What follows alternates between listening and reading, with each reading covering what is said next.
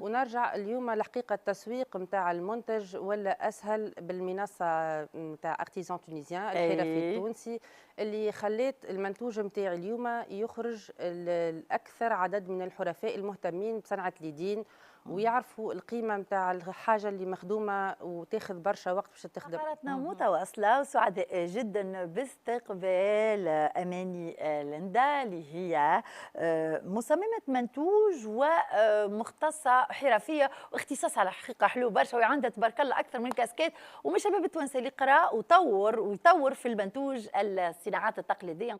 قلت أنا قريت صناعة منتوج في المعهد العالي للفنون والحرف بصفاقس والشغف اللي بدالي من الصغرى اليوم طورته باش يولي مشروع وورشة عمل صغيرة مع الورشات التدريبية اللي نعملوها في الاتوليه نتاعنا. اليوم نخدم في منتوجات مختلفة فيها البانتور اون ريليف، فيها المنتوجات نتاع توا الآيات القرآنية والا واحنا الخط قاعدين العربي. نشاهدوا على الشاشة بالطبيعة في الأعمال نتاعك. تفضل.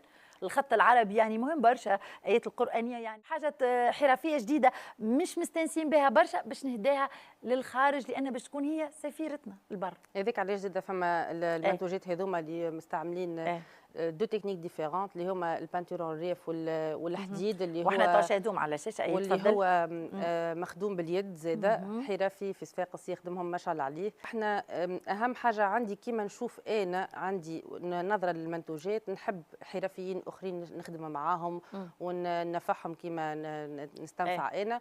ونرجع اليوم الحقيقه التسويق نتاع المنتج ولا اسهل بالمنصه نتاع ارتيزان تونيزيان الحرفي التونسي اللي خلات المنتوج نتاعي اليوم يخرج الاكثر عدد من الحرفاء المهتمين بصنعه اليدين ويعرفوا القيمه نتاع الحاجه اللي مخدومه وتاخذ برشا وقت باش تخدم. نرجع ونقول لك القرايه اللي قريتها خاطر يقريونا انه يلزمك اول حاجه البزوان نتاع السوق معناتها الجاب اللي موجوده في السوق انت تعبيها بمنتوجات العباد تنجم تاخذها. النقص اللي موجود في السوق انت تعبيه بمنتوجات اللي انت تراها صالحه تتماشى بتبيع مع متطلبات ومع انتظارات تنوع ما بين التكنولوجيا الحديثه كما قصان بالليزر مع الفيل دو فير ومع التوش نتاع البانتور. دونك فما ديجا الكراسه تكون تشوف في القيمه المضافه اللي موجوده في الكراسه هذه وقتك باش تشريها وتهديها كما قلت انت تبدا انت واثق من الجوده نتاع المنتوج. الجوده نتاع على رؤيه فنيه وعلى رؤيه تقليديه زاده من الموروث نتاعنا.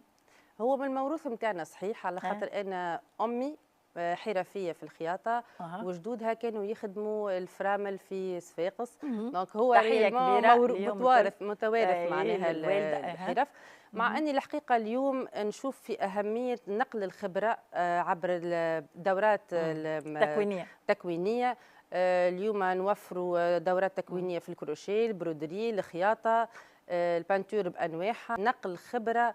اليوم العباد محتاجه انها تخرج من الاطار الشغلي والحياتي في ساعتين من زمان ينساو كل شيء.